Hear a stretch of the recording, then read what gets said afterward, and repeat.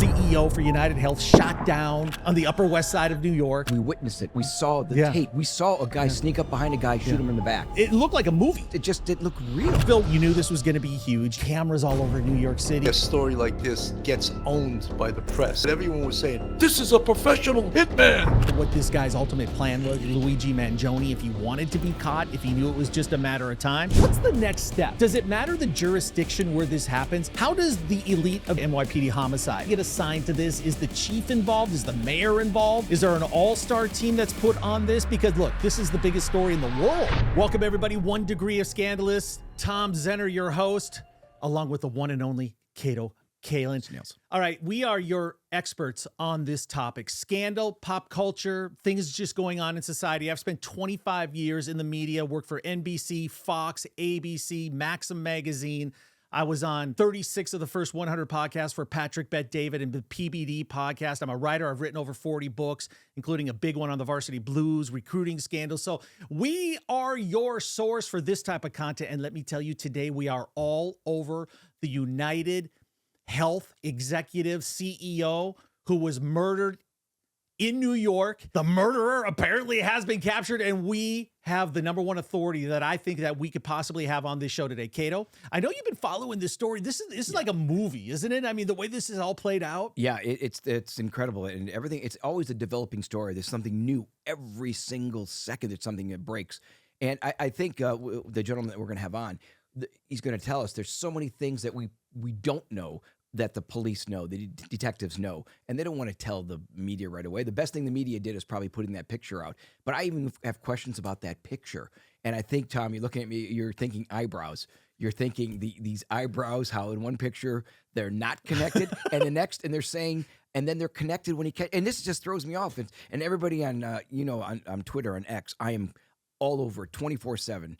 And I am so into this story, and the gentleman we have, I'm going to say his. By the way, his name. I know it's if you're going to do a film and you're going to say we need a detective, we need someone, a sergeant, something that's got a powerful name, and you'd say, well, how about the name Bill Cannon? Bill Cannon. What are you kidding me? Is that I would go? What? Yeah. That's the name to use. All right. So Cato Kalin involved in the biggest crime story in the history of the world, at the epicenter of it, and when we tackle crime issues like this or big stories, we go to the source. And in this case, man, we are delighted to tell you who our guest is today. Bill Cannon, 27 years, NYPD homicide sergeant. He's covered so many huge cases, so many big murders in New York. He knows the inner workings of the department, the city, everything about this. And I'm sure he knows people that worked on this case. He has a very, very popular podcast that he does himself that we're going to promote for him in a little bit. But let's welcome him in. Bill Cannon. Bill, you literally are out of central casting with your look. I mean, I know you're an interrogation expert as well. I would not want to be a murder suspect that had to sit across the table from you. I sit across from Cato Kalin. He makes me laugh my ass off. I feel pretty relaxed. Bill, I think I'd have a different feeling with you. But also, Bill, there was a TV show, if you're familiar, called Cannon, and it was Detective Cannon. And but by the way, Bill, you're much younger and about 150 pounds less and better looking. Well, I'm not compared to that, but that name, by the way, I love it. So welcome to our show. Thank you so much. Great to be here. Yeah, Bill, we want to get into a lot with you today because you're all over this case. You've had huge views on your podcast. You know the people that were probably involved in the chase. You know the procedures involved in tracking down a felon like Luigi Mangione, who they arrested in Altoona. So there's so many things that we want to cover today. Let me start off with this. The story breaks. It's the biggest story. It was on that Wednesday, early in the morning. This CEO for UnitedHealth shot down on the Upper West Side of New York, really just off 6th Avenue in 55th, basically. Well, and also, Tom, the biggest story, I'll tell you why it's the biggest story, because we witnessed it. We saw the tape. Yeah. So it made it even bigger. We saw a guy sneak up behind a guy, shoot him in the back. Yeah, and it looked like a movie. I mean, that's what it felt like a movie, like it was playing out. It just didn't look real. Yeah. So, Bill, when you saw the story break, you knew this was going to be huge. You know, there's cameras all over New York City. You know the talent of the premier homicide detectives in New York City. Where did your mind go? Did you think they would have him quickly? What were your initial thoughts when you knew this guy was basically executed on the streets of New York and this story started to play out? Well, New York City is the media capital of the world, right? So right away, a story like this gets owned by the press unless someone pulls them back. But the NYPD needed the press big time in this case because they knew the power of the press ultimately was what was going to help capture this guy. And sure enough, it did. So right away, what everyone was saying, this is a professional hitman, and when you saw him shoot the gun, and it appeared earlier on that the gun jammed, and you were like, wait a minute, a professional hitman wouldn't use a gun that jammed, and he cleared around 3 times, and then we later found out that was because he used a suppressor that cut down. Yes, well, the correct term is suppressor. The movie term and the civilian term is silencer that we all have used. But that cuts down on the power of the projectile that you can use in the gun. So if you know anything about semi-automatics, once you fire the shot, the power of the gases, makes the slide go back. A new round goes and it gets placed into the chamber and it's ready to fire. So when I saw the gun, it appeared it jammed until they told us, no, that wasn't it. He was purposely ejecting those rounds so he could get a new round into fire. Now he shoots him 3 times, right? And he hit him twice. He shot him from about 20 feet. Look, people will say, oh, hey, most cops can't hit somebody from 20 feet, It's not a given that you're going to hit the guy. It seemed like the first shot caught the guy in the back, and they thought he was shot in the chest because I would imagine the bullet exited out his chest because they were performing CPR on him. And he also got hit in the left calf. So it means there was 3 spent shells on the ground, which means he missed with one of them because the guy only got hit twice. And there was also 3 live rounds on the ground. And on the side of the spent shells, of course, the famous words, whatever, deny, delay, whatever it was on those. So when you saw that, you said, this is no pro. Give us a perspective of just how under surveillance you are in New York City, where the cameras are. I mean, I have no idea what this guy's ultimate plan was, Luigi Mangione, if he wanted to be caught, if he knew it was just a matter of time. I mean, he hightailed it on that bike pretty quickly through Central Park. It left a little bit of a trail, but give us an idea of how much you're on camera when you're in New York City. Well, I think you got to go back to the history of it, which was in London. Do you remember those subway terrorist bombers they had in London? I think it was obviously before 9/11. So because of that, New York City got the idea, something. In London, they call it the Ring of Steel. They say we need a very similar thing to the Ring of Steel in New York City because we are the #1 target of terrorism in the entire world. So they started delivering that. And there are cameras all over the place in New York City. You can't go anywhere without being caught on camera. Every apartment building has it, and that's an insurance thing. Because if you own a building, it'll lower your insurance if you have cameras all over the place because it's going to, you're going to get all those frivolous lawsuits that buildings always get sued all the time. So if you have a camera, you'll see the slip and fall people, taking dives, But, there's cameras all over the city. And sure enough, that was probably the biggest part of this investigation was video retrieval. And then after the video was retrieved, now you got to watch it. And the chief of detectives, Joe Kenny, said sometimes a detective would have to watch 8 hours of video to get 8 seconds of usable video and then a still from that video. Yeah, and it's probably exciting, Cato, when you finally see that image, you see this guy going through that camera because you're watching everybody that's going through there, whether driving, walking, biking, and then boom, there he's at. There he is. Is there anything to grab from that? Is there anything image that we can enhance? What I've built is what. So what Tom's saying when they got the 8 hours of video, they show that. How do they know to go to that thing to the hostel? I mean, what's the connection? Why do you? And then that picture is much clearer where he lowers the mask. How do they even relate it that he was at a hostel? Track his movements. Yeah. Basically. How did that even happen? Well, that is probably the most difficult part, which, apparently many people don't understand. Like they're like, oh, the cops didn't do anything. This McDonald's patron or McDonald's worker in Altoona, Pennsylvania made the arrest on this, Yeah, they tracked him, right? So I was amazed that they said, during this investigation, they said, he showed up on 11/24. And I was like, whoa, how did they know that? And they knew it because somehow they got him coming out of the Port Authority, again on video, and he went right to the Hilton Hotel on 54th Street at 10:11 hours on 11/24, and he hung out there for about a half hour.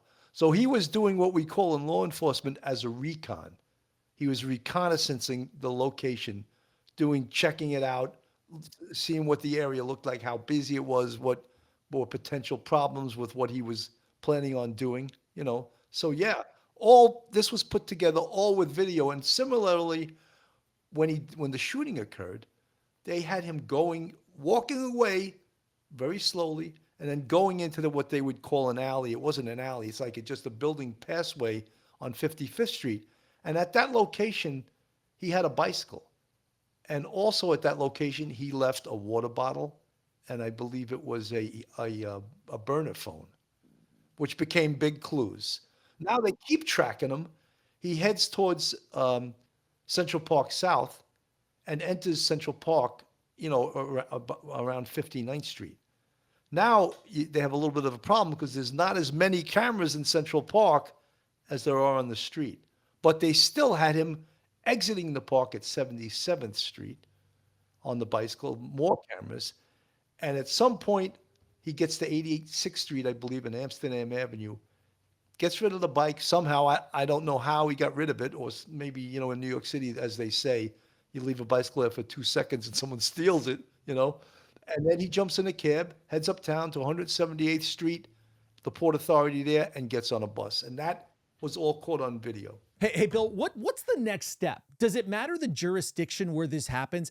How does the elite of the elite, when it comes to NYPD homicide, how do they get assigned to this? Is the chief involved? Is the mayor involved? Is there an all-star team that's put on this? Because look, this is the biggest story in the world. New York's under a microscope. Everybody wants to see how fast NYPD can respond to this. So give us the inner workings of what happens inside a precinct or the entire NYPD as far as who's actually doing the heavy work, the big work on this to try to advance the case. The way it works in New York City is that when a major crime like this happens, the catching detective, we call it, the detective that he owns the case in his name, is from the precinct that covers the area of this homicide. And that happens to be Midtown North, which is on 54th Street, further westbound from the location. There is also a companion detective from a Manhattan South homicide, because this is in the south of Manhattan. Anything below 59th Street is Manhattan South. Anything above 59th Street is Manhattan North. So they would all converge on this location. And more importantly, right from the beginning, it's going to come over as a radio run, and a patrol sector is going to be the first ones on the scene. And they're very important because they establish a crime scene. They keep the scene pristine. They don't let people walk through it, which is so important because look at all the evidentiary matter that was on the sidewalk right there. 3 spent shells, 3 live shells. So important that was collected and processed correctly. You know, what's it like? Because you did this in New York.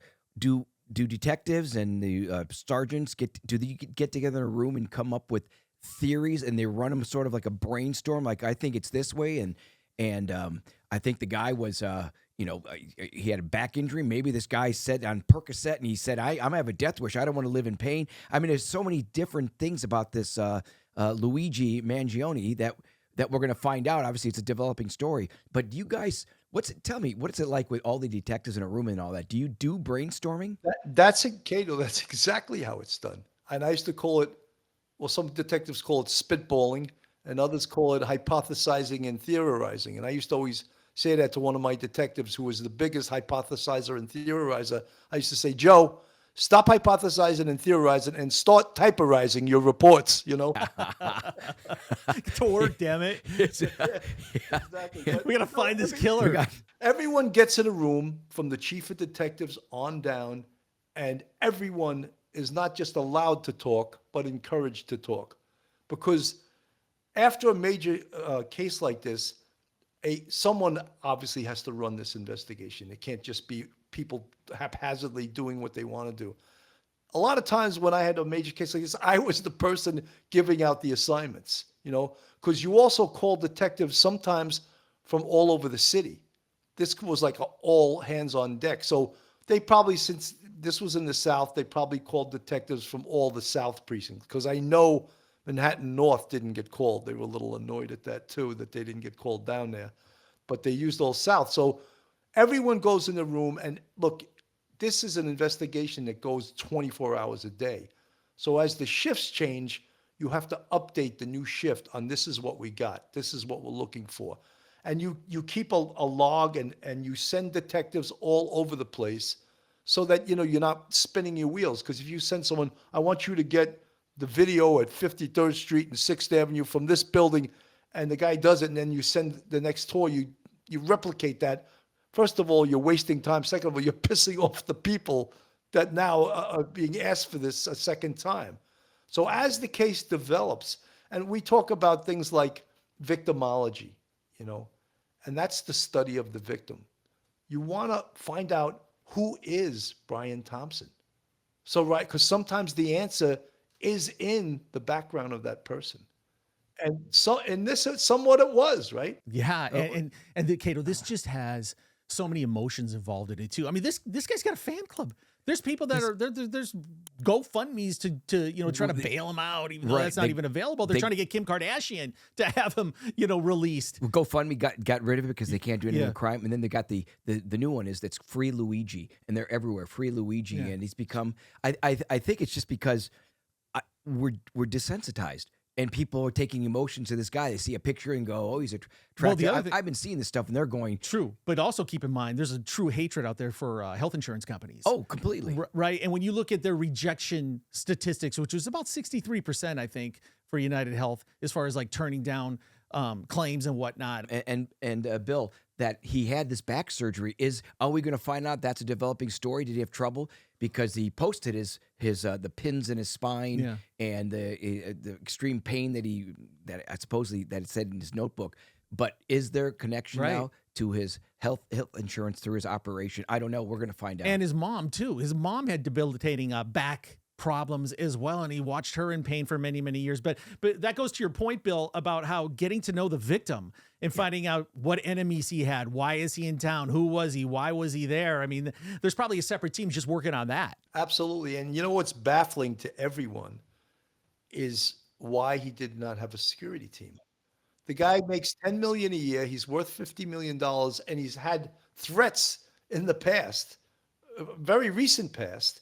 And he goes to New York without a security team. And you know that gets. I want to play this little game with you guys as far as because Cato is Mr. True Crime. I mean, he watches a lot of true crime. He was involved in the biggest crime story ever. I like procedurals. I'm a Castle fan, Bill. I love the show Castle. I'm actually binging on it right now. I love that show. You probably think it's a joke, but my mind always goes because I'm a conspiracy guy, not really like crazy conspiracy guy, but I host a podcast on Scandal with Cato. So my mind always goes to the scandal. And I have a friend in Minnesota, a really high ranking executive in Minneapolis who serves on a lot of boards and has a lot of interactions with UnitedHealth. Okay. Because that's a behemoth in the Twin Cities, UnitedHealth, who he knew him. Right. And I was texting him, Cato, the day of, Bill, tell me what you think of this. You know what my thought was right away? I thought it was a way of suicide. I thought he got rid of his security, put himself on that street because he has that insider trading thing that's going to be creeping up on him. And that's not how you want to go down and be remembered as a big time executive. My initial thought was he hired the gunman to take him out. I know it's kind of crazy, but then I saw on CNN a guest actually make that same claim. Now that happened over the weekend and they kind of discarded it, but that's just where my mind went. What did you think? Did you think it was a professional hit? Not a professional hit. I just I actually the first time I saw it with the silencer, we found out later that the gun jammed and the things that Bill said that made him that he's not a professional hitman. But I think I'm going to disagree with your theory completely because I'm a conspiracy realist, and I think that he has kids. I think that he has a loving wife. I don't think that he would want. But insider trading, Cato. But I think that he would face the penalty of that. And look at. I'm wrong, by the way. It's already proven I'm wrong. Not to be on Earth anymore that's a big one. Bill, what do you think? You know, right away, everyone, of course, you look at the people closest to him. So everyone looked toward his wife, and he's separated from his wife. Apparently, they didn't live together. So they're thinking, did the wife hire someone to whack him? To get whatever money he has, which was quite a bit of money. So of course they looked at the wife, and the detectives eliminated that right away.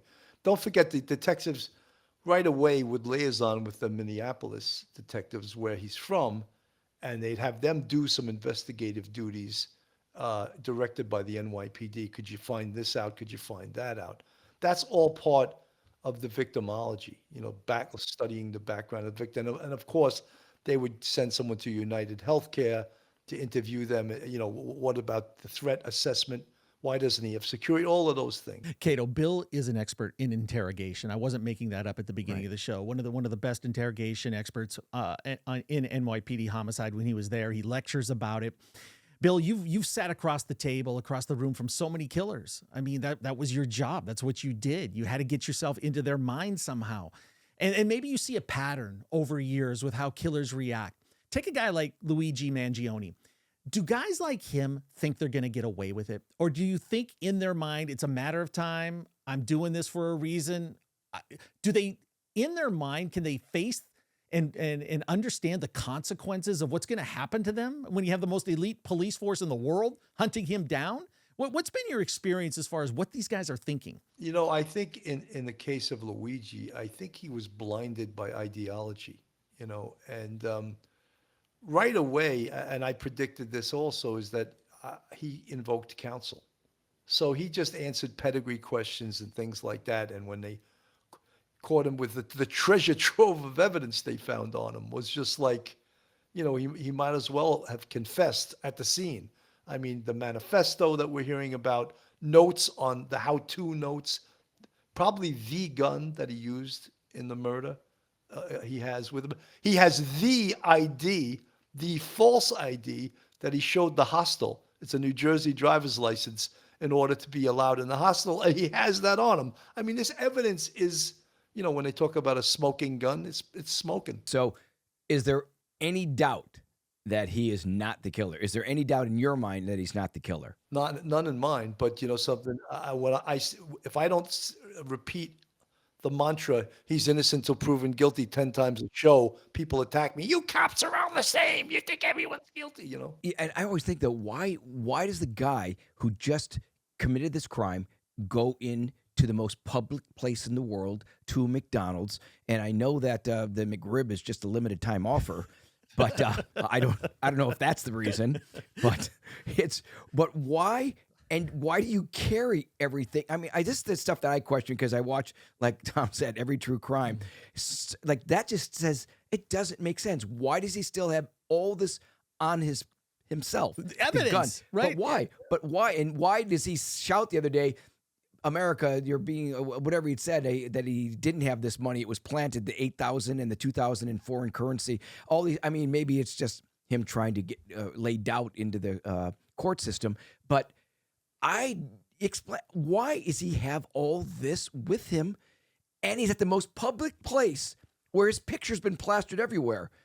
This is what you're interrogating him. Make believe you're interrogating him right now. What would you say? What's the answer to that? Well, I also think that there's a possibility maybe he wasn't done, maybe he was going to do this again, because this murder was based on ideology. And so many people in YouTube land and social media land, they're applauding this murder, which I find so reprehensible. That yes, it's okay because he was the CEO of a healthcare company, and they're comparing that he killed way more people than Luigi did. That's what people are saying on my show even. And I said, yes, so it's okay to go and shoot a guy in the back. That's okay, right? And these people think, some people think it is. That's a great point. I never thought of that. Maybe he had a plan. I mean, the guy went off the grid basically for the last few months. They even reported him as a missing person, right? So who knows what he was conspiring to do and keeping the IDs? Maybe he had another plan in mind. Bill, when he was arrested in Altoona, when the employees and the customers at McDonald's recognized him and the gig was up for poor Luigi. The police officers in Altoona who arrested him said he was visibly shaking when they asked him if he's been to New York lately. All right. What does that tell you? That he thought he was going to get away with this? That he was shocked that they were actually on his tail? Or that reality was setting in and hello Rikers Island here. Yeah, he probably thought that he was so sharp that there's no way they know what I did. Some criminals do think they're so suave and they beat the system. He probably thought that. And then when they said to him, by the way, if that's what occurred, when he was apprehended, I said, I hope that the Pennsylvania cops shut up and they don't try to interrogate him. They just put him in a room, get his pedigree information, and leave him there, because they blew it for the NYPD detectives getting a shot at him if they started questioning him, because right away he invoked counsel, and so then the NYPD didn't get even a shot at him, because when they got there, sorry guys, he invoked counsel, so they couldn't talk to him. Well, that's probably what happened, And look, I don't want to disparage them. They did a fantastic job. They're the ones that arrested him. But we grabbed a double murderer once in the Bronx. We pulled him out of his bed at 4 a.m. He was in bed with his wife. We said, you have to come with us. He didn't say a thing. He said, okay. He gets dressed and come. And on the way back driving to Spanish Harlem from the Bronx, we didn't say a single thing to him. It was me and 2 detectives, because we know, shut your mouth. Because if we started to talk to him, guess what we have to do? We have to read him Miranda. Yes, we have to read him Miranda. So we're not going to even talk to him. And we all know that. So we get him into our home court. You put him in your interview room. Now you sit him down. You want a cup of coffee? You want something to drink? Okay. Before we start to talk to you, we need to read you your rights. And in that situation, a defendant will be more likely to talk. Whereas if you're going to just I cringe every time I watch Law and Order on the scene. They're saying, you have the right to. I'm like, no, stop doing that. Come on, Dick Wolf, man, get it together. Yeah. Bill, no profession has been showcased more in pop culture and media than probably a police officer in New York City, right? I mean, there's been so many shows, years and years and years. So we have this conceived notion in our mind that good cop, bad cop is a thing. Now, it's a thing in my house. When a husband and wife, you got to go good cop, bad cop with a wife. Good host, bad host. Bad host, good host. Right, I don't I'm know. the bad host. I come in strong every now and then. We're good host. Good host. Okay. Not to a former NYPD homicide detective. Don't worry about that. But, I'm the good cop at home. Yeah. I'm the voice of reason. Look, they didn't try to get in trouble. Let's try to, and my wife comes in, she comes in hard. She comes in hard at 5'2". Is good cop, bad cop a thing that actually happens in interrogation rooms when you have a murder? One of you wants to get him to relax and maybe feel like you're his confidant and whatnot, and the other guy's like in his face. Was that a style that you employed? That's 100% used, across the world, probably in an interview and interrogation. However, you have to be a little more adept at understanding the human condition and using psychology. Cato, you're here, and I always felt that Lang and Van Atta blew that whole case right from the beginning, because O.J. Simpson would have never walked out of the squad without handcuffs on him. They let him leave. That was the hugest mistake of that entire case. He was talking to them. He was willing to talk. What's the cut on your finger? I don't mean to bring that case in, but just that as an example. He would have never left there. And people would have been calling, where is he? Oh, well, he's under arrest now because he confessed. Because I think they respected him too much for being a celebrity. Yeah, OJ just wanted, I'll tell you, Bill, he just wanted to talk. He thought he was making friends. He wanted to just talk and boast about his career. That's why like you said, you're exactly right. He was a guy that loved talking, and he could probably pick up that if they were fans that he was, or they're playing that they're fans, they got, this guy's just going to go talk and talk and talk. Yeah. And sometimes it's the psychology, almost like child psychology. You get him talking because he loves talking about his favorite subject, himself, And same thing with a lot of criminals. You start talking to them, you treat them nice. You treat them like a human being, And you use, most of the time in interview and interrogation, you use logic. You use logic, and you say, something, you told us the story, but something, that's not true. And this other thing, that's not true either. You know how we know? Because we did this. And remember when we asked you if you have been arrested before, and you said you didn't? Here, so you slap down a 22-page arrest record. And then, it starts weakening them. You can see the air going out of their body as you start confronting them with truths against their lies. Like Tom said, I do watch a lot of the real crime shows and interrogation rooms. Something that's always on my mind is when if you're that sometimes it's just one the murderer in the room with just one person, the detective has it, and if the murderer is 6'6", has it ever, even though I don't know if are you in there with the gun that's loaded and Oh, yeah, strapped, or so how does that work? You've got watch, because has it ever where someone across the table attacked you? Because it always think that the guy could always think, I could overpower this guy. Maybe he doesn't think he's going to get anywhere, but has it ever happened? It has happened actually, yes. But if you're very much threatened by someone, then you just cuff them to the chain link on the wall. So they may want to, but that happens once in a while. You have some guy he was doing 200,000 pull-ups a day in Rikers Island or in Sing Sing, and he comes out of prison and he's all jacked up. We used to say body by Rikers or body by Coxsackie State Prison. What's the membership? What's the membership fees? Life, a lifetime membership. Is there a salon and a spa in that club? Yeah. And eating carbohydrates 24/7. You don't want to shower there. Anyways. Bill, you're recently retired. Let's say you were starting right now. NYPD, homicide division, never a lack for murders in New York. I mean, you're always going to have them, right? Is it harder now, do you think, to be an NYPD homicide detective? Now, back in the day, you didn't have the technology, but you also didn't have some of the social unrest and this defund the police bullshit that you guys have had to deal with. Man, nothing but mad respect for everything you guys do. I mean, it's just so disgusting to think anybody wouldn't support the police. But what do you think? How has the game changed in homicide? It's so many more tools at your disposal right now. If you were starting now, do you think it'd be an easier gig or harder? I think being a cop, period, which is where everyone stops, is so much more difficult because not only is there video all over the place, but you have a camera on the left part of your chest called body-worn video.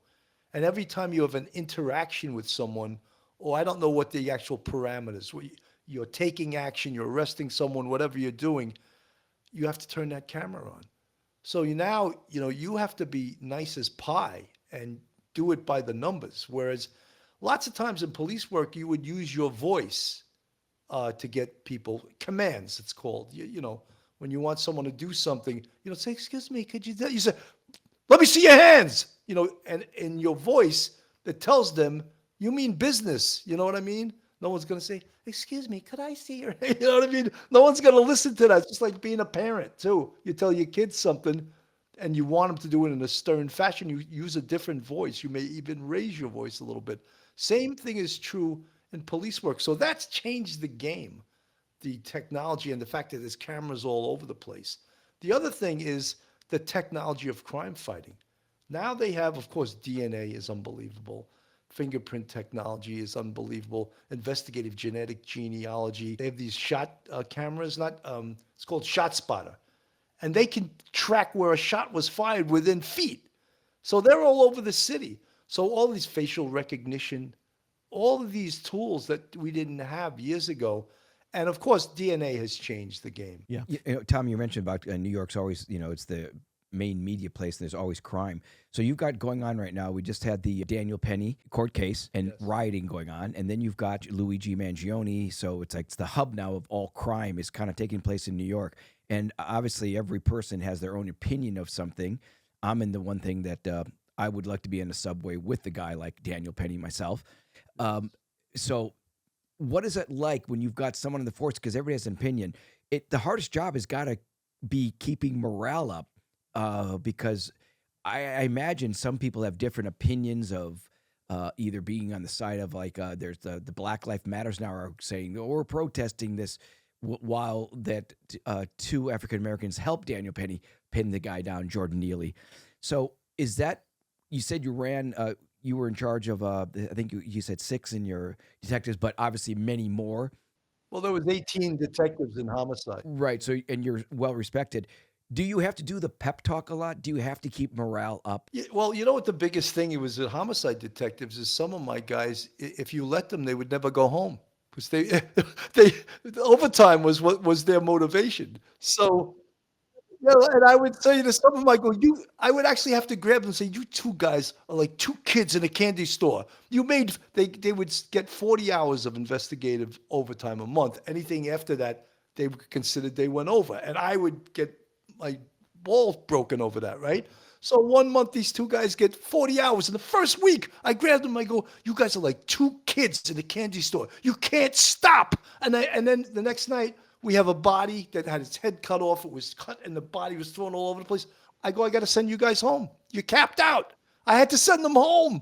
And I was like, Yeah, but that hurts you guys. You're a little short staffed. Kato, the one thing he said about the body cameras, I'm always fascinated when you see a cop do something incriminating that could make them look bad, knowing the body camera is on. Right. I'm blown away by that, Bill. I mean, it has to be something that's on your mind 24/7 when you're a street cop, when you're out there, right? A highway patrolman, where you're walking up to this car. It could be dangerous. You never know. But there are more times than you would think where they do something that is clearly, out of bounds or something like that. So do they forget? Are those rogue cops sometimes, or are you surprised that sometimes you see something captured on a body cam that makes the cop look bad? One of the things that never looks good, no matter what the circumstance, is the use of force. And sometimes, force, you have to use force, and it never looks pretty. So, yeah, you're going to get caught on cameras, but something. The same thing. They have some of these insane rules now in New York City. There's a rule called the diaphragm law, which is the most stupid. The city council passed it. When you cuff somebody, you really need to put your knee in their back to get them to comply, and then put your body weight on them, and then get them cuffed. They're not allowed to do that anymore. So they're to the side of the person. And many times the perp just gets up and runs because it's so ridiculous, Yeah. I don't know who runs those laws. I mean, when you have the criminal there, I like you said, I agree. You have to put the knee in the back. You've got to cuff this person because the person is high on adrenaline already, probably a big person. I mean, you have to take everything to your advantage to handcuff. And then this you can person. imagine someone that's clearly guilty of something, overblowing it. You think of Derek Chauvin, in Minneapolis and whatnot. No, that was different. But I mean, when a lot of these criminals know they're on camera too. I was going to ask you and Bill, I want to get your opinion on this. So Tom, we've got Luigi Mangione. They did an incredible job. They found out everything. We've got all this evidence, then the burner phones and all that. Why is it that Thomas Crooks 6 months ago attempts to shoot Trump? He's got seven so far, different cell phones, and we can't find anything. Or do we have all the evidence? Is there a conspiracy in that, since you like conspiracies? And your opinion, Tom, and also Sure. Bill's. I'll give you my opinion first. I think you have two different cases. One where you're actively seeking to get the information out, to find out the information, to broadcast it, to help you track this guy down.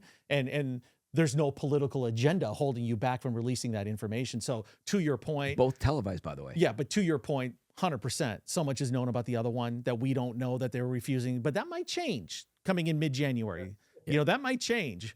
Right? I mean, I'm sure you look at it with a trained eye as well, Bill. There's a different culture too between, for example, the FBI and, let's just say, the local police department. And I'll give you a really big example: the Boston Marathon bombing. Right away, the Boston Police Department said, "Let's get these pictures out of there," and the FBI said no. And the FBI overruled the Chief Davis from Boston was like, "I want the pictures out there." And they overruled him with some stupid government bureaucrat, said, "No, do what the FBI says." And in the interim, the two brothers, the Tsarnaev brothers, killed a campus cop. So had those pictures gotten out there, maybe we know they were on their way to New York to bomb Times Square. Yeah, you're right. He basically executed that cop. I think it was MIT. It was either Harvard or MIT where he was. And Cato and I know that documentary, that 3-part documentary on Netflix, was unbelievable on the Boston bombings. And we're friends with the gentleman that made that movie. And he's going to be on our show. Cato is a big part of one they're doing on OJ for 30 years. Right. And that was just an amazing docuseries. But you're right. I mean, they actively did not want those images out there. Yeah. But that's like FBI bullshit. It's really protecting, like, oh, really? This is so important. No, use the public to identify. I agree. Like that, you said the word bullshit. What? And also, I'm saying that the trans killer that manifesto has never shot up the Christian church, and that manifesto has never been published. And now we have Mangione's in less than 24 hours. They find it, and It's available on Amazon. Yeah, it's yeah, you can buy it. But I don't know why something has to become political. Why not release this manifesto? Why? It's just not right. It doesn't help us as Americans. You know, Cato, we had, and just to quickly get back to the Boston thing for a minute, we had John McClellan on from that small Watertown Police Department. He shot it out with the Zarnaev brothers. He told us his story on the show. We all had tears running down our face as he was telling us this story. How he opened the door of the car and he just let the car roll because he used it as a shield as they were spraying him with automatic AK-47 gunfire. And he's shooting at, I mean, this was an unbelievable battle they did with these two guys. And look, it turned out the one brother ran the other brother over with the car. Tamerlan and the other one, I forget his, Zokar. Yeah. And you guys, you know the craziest part of that story, Bill? Is that Watertown police officer had never drawn his gun before. He had never shot his gun in his career. And I think it was near the end of his career. Like he was retiring soon. And it's the first time he ever had to shoot his gun. Unbelievable. You know, his name is John McClellan. And I just said, John, he's a hero in my book, you know. You know, there's a few more questions, I know, because Cato's so deep in the United Health story with Luigi and the murder there that we'll get to as well. But a question for you, Bill, just as a homicide detective. How many times have you sat in a room, they bring the suspect in, either you do or your partners or NYPD, and you look across that table at pure evil? You know, there's a difference between a crime of passion or you know, manslaughter or second-degree murder, but how many times have you stared directly into the eyes of pure evil in your career? Lots of times, you know, sometimes you look across and, you know, you never go into a box, you never go into the interrogation room without knowing everything you can about the person that's sitting across from you. Because to use a New York expression, or else they can blow smoke up your ass, you know? And if you don't know the basics about them. So you go in armed with that type of stuff. But yeah, and you could tell, look, sometimes the hardest asses, people that have experienced the state prison system, everyone who's, oh, he's never going to talk. Next thing you know, you get a full confession from this guy. And they may have a motivation in their own mind why they want to come clean. And sometimes it just has to do with actually getting it off their chest. But how about just sickness, right? Just a sick, evil person that somehow gets off on killing somebody else. Have you seen that in your day? Yeah, I mean, to me, someone that fires a gun into a crowd, that's a psycho. You know what I mean? That's an evil person. And I've seen that, you know, numerous times. And or someone that kills a child or kills domestic violence murders, things like that. We've seen all of them, you know. And yeah, I would categorize that as evil. What's the percentages of someone that you interrogated that's a murderer, a killer, that you go, like you said, you walk into that interrogation room with so much knowledge that they all have horrible childhoods?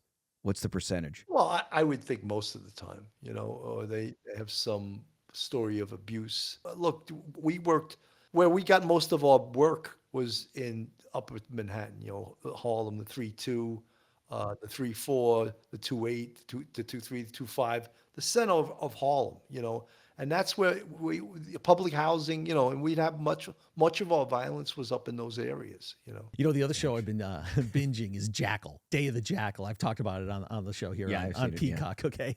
And that killer uses a 3D gun.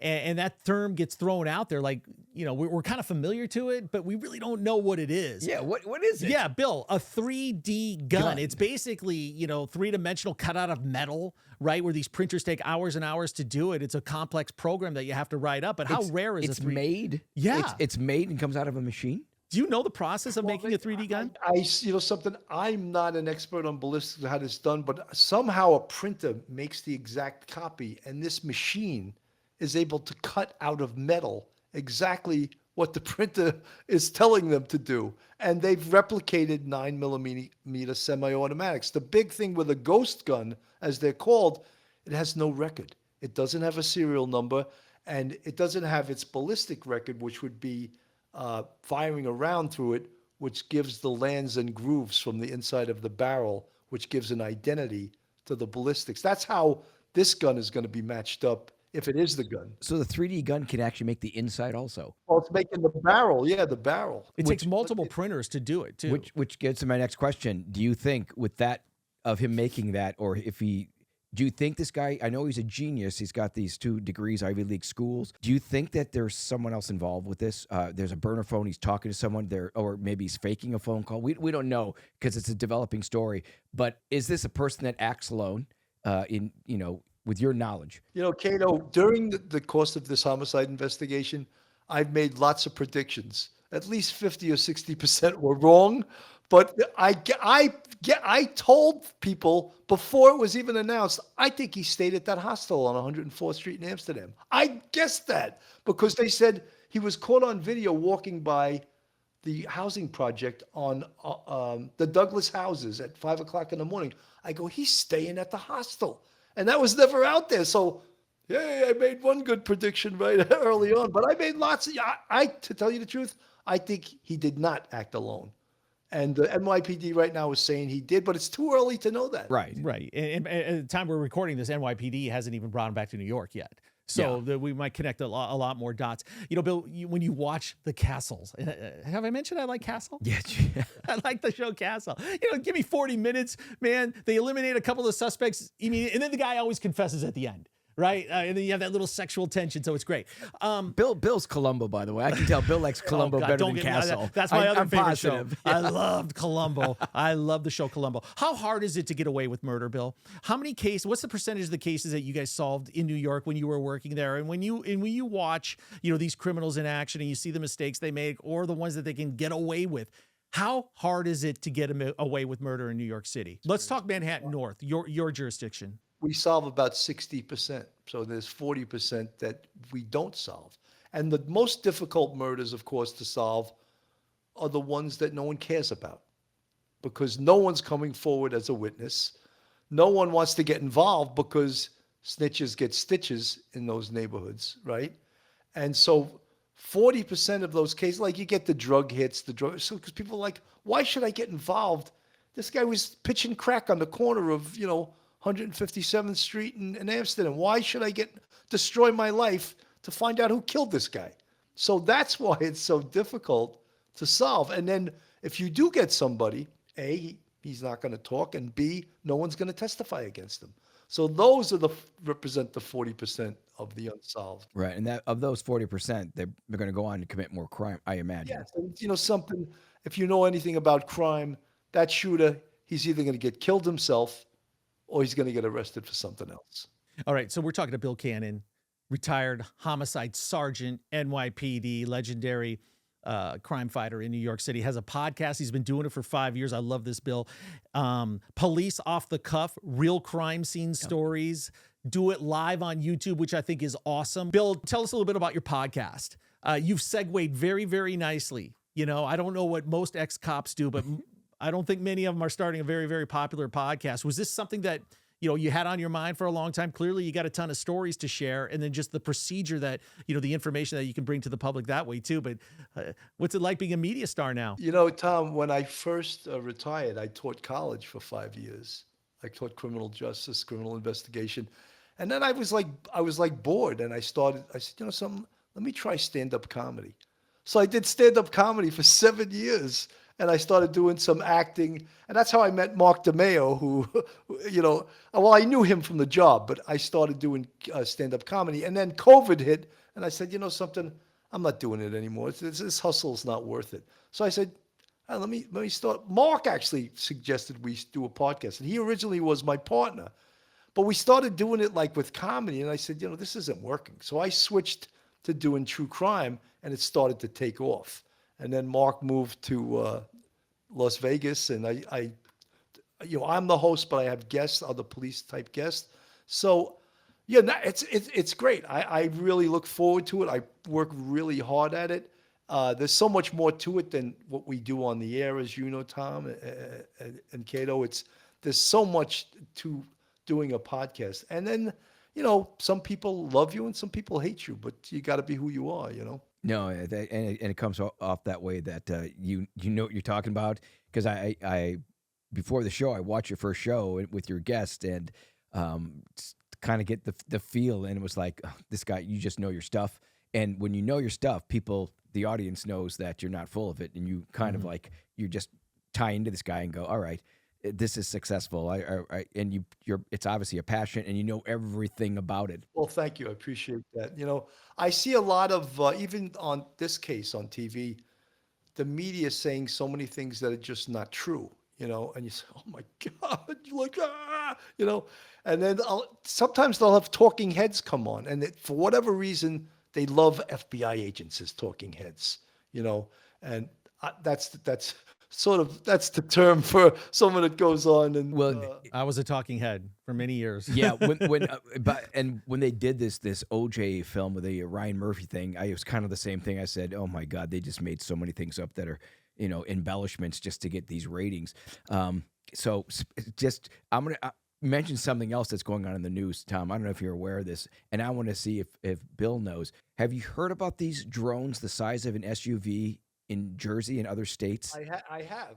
This story is now a congressman. It's going to, I don't know what's going to happen. And I bring this up because it's a goosebump feeling to me when they find out that this legitimate congressman is on Fox News with Harris Faulkner, who's not going to have someone that she doesn't get on her show without doing background check. So as a congressman saying they must be shot down.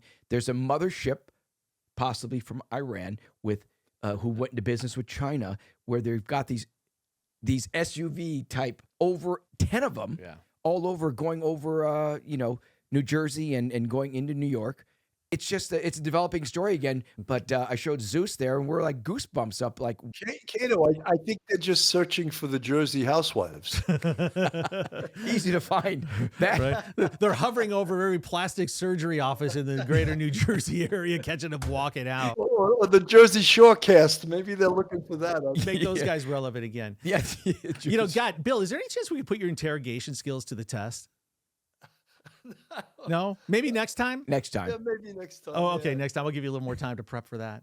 Talking about your podcast, Bill, you have one advantage. No people on the planet are more authentic than New Yorkers. So don't try to please your audience. Just do what you do. Who cares? Negative comments, they mean nothing. Some people love our accents, and some people want to kill us because of our accents. They're like, oh, I love that New York accent. Ooh, I can't take that New York accent anymore, Oh, man. I tell you what, you expect it when you get a former NYPD homicide detective. You want a little bit of that, right? That's real. When I grew up in Minnesota, Cade grew up in Wisconsin, and I think probably the worst accent in the planet is the Minnesota accent.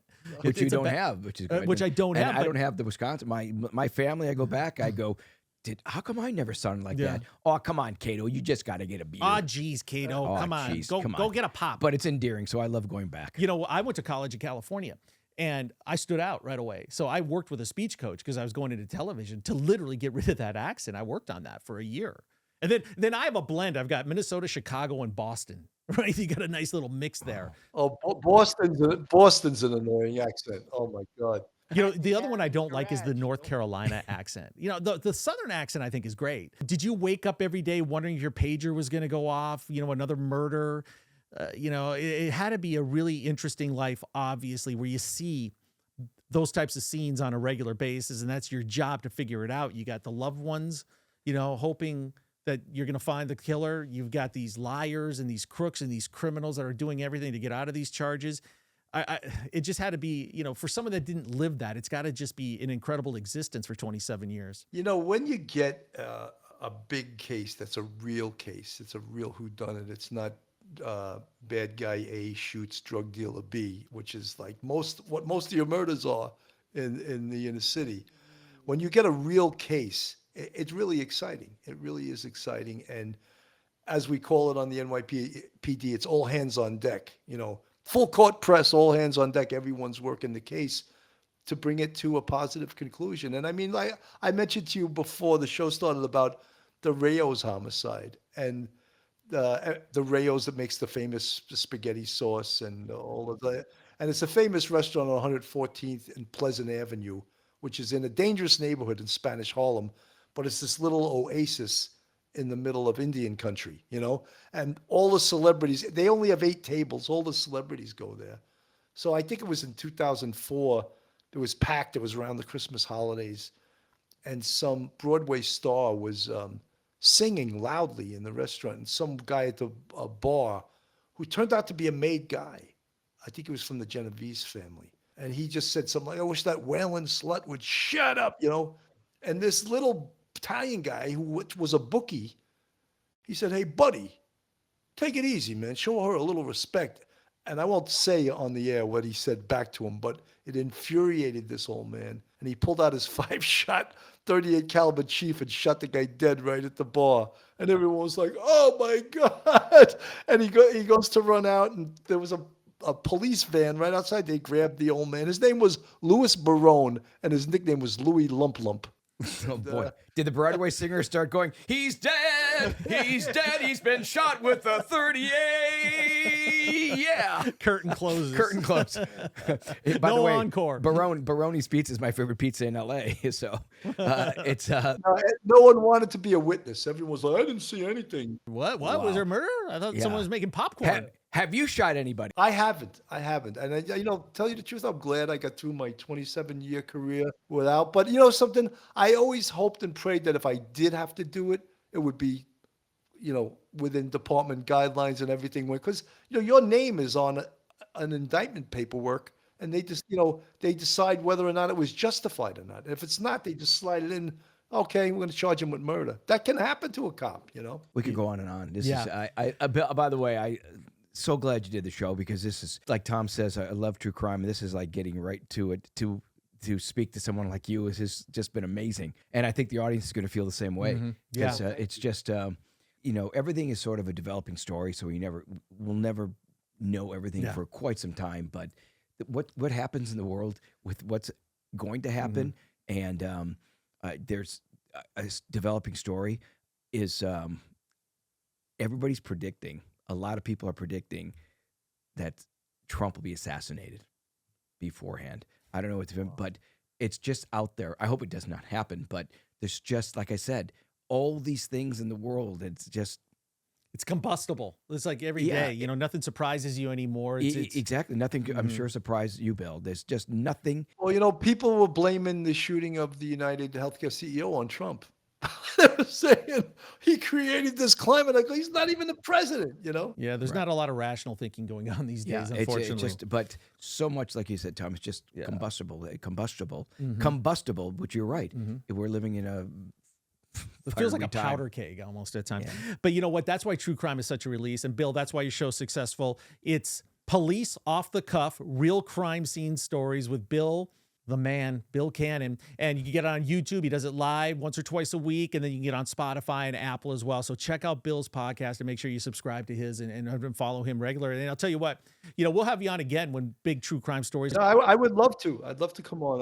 Sometimes it's good practice to be interrogated yourself. No, it is. Yeah. It's different being a guest, isn't it? I mean, than asking all the questions. It's a good practice. Hey, I always give our guests this shot. Is there anything you want to ask Cato? I mean, there's never been a followed story bigger than the one he was involved in, and people always get a kick out of, especially somebody like you that, watched it with a trained eye back in the day. Cato, did you pay OJ rent? I offered to pay OJ rent. He never would take it. It was a month-to-month thing, and I was always looking for a place to live. That's a great question. And not a lot of people know that I lived on Gretna Green with Nicole, where I paid rent for 6.5 months. And then OJ's for 6.5 months. So I always tell people that I had the room with a view. I was an important person because I saw how both sides live. And Cato, what are you doing now besides this podcast? Do you have a job, or what else do you do? Yes, thank you very much. Yes, I do. I actually can afford to live behind my own house. No, I can afford my own couch now, Bill. Speaking of comedy, here you go. Bill's going to use that. Yeah, I'm actually leaving to your state with a deal that's going on in Florida, and which I cannot mention. I'm also involved with a show with fights on ice called Ice Wars, and that's no sticks, no pucks, just fist. So a few things. They've had some pay-per-view, and so yeah, things seem to be going good. And 2025 looks fantastic. And working with this guy it just gets better and better, and our show is just picking up speed. That's great, man. That's very cool. But everything, the catalyst in your life was that situation, wasn't it? The OJ murder. Yeah, it really was. I mean, I became a known name. I was a double-edged sword of becoming famous. It was good to it, and there was bad to it. A story that was before the actual trial or the murders happened was the week before. I just got done testing for a film. I was an actor. I've had acting credits. I had my SAG card now for over 43 years. So I've been around a long time. I became a household name because you saw me in the media, sort of like Luigi. You just, I've always existed. But I read for a film called Dumb and Dumber for the role, and that was the Jeff Daniels role where he has the hair of Kato back then. So my friend produced that film and gave me the script months before. So I tested with the casting director, Rick Montgomery, and the Farrelly brothers, and from then I actually had dinner with those guys and golf with them. Well, if you get out to LA, we'll take you out to dinner and have a few drinks. You hear some more stories. There's a lot of great Kato stories. Yeah, so Kato's been around a long time. I told you I knew who William Conrad was. The other canon. Well, my birthday is this Saturday, and Jupiter is like Copland. All the retired cops live here. And 2 cops are taking me out to dinner for my birthday, and I don't even want to tell you how old I am. But well, you look great, whatever you are. You look fantastic. Hey, happy early birthday, Bill. This was a present for us to have you on the show today, and we'd love to have you on again. So thank you, and continued success, okay, with the podcast. Thank you so much for inviting me. It's great to meet you two guys. You got it, my friend. Thank you, Bill. All right. The United Health story, I think we haven't seen the last of it. There's going to be a trial for this guy. I think the next big development is when Luigi comes to New York. Yeah. And faces like some the big leagues of interrogations and what's in store for him there. But he's become a hero, which makes this thing even more compelling. Well, to some he's become a hero. Well, that's what not to everybody, but to some people, like you said, Tom, it's a developing story. We're just going to find out so much more. And how Bill mentioned in the show, if maybe there's someone else involved, we're going to find. There's just so much to find, and I still have questions about this. You made fun of me kind of with the eyebrow thing, but did you see the pictures where the eyebrows are connected where they are now, and then in the other shot, within those 5 days, they're not connected, and it's just a big space, and so everybody on X is circling this and going, "This is not the same guy."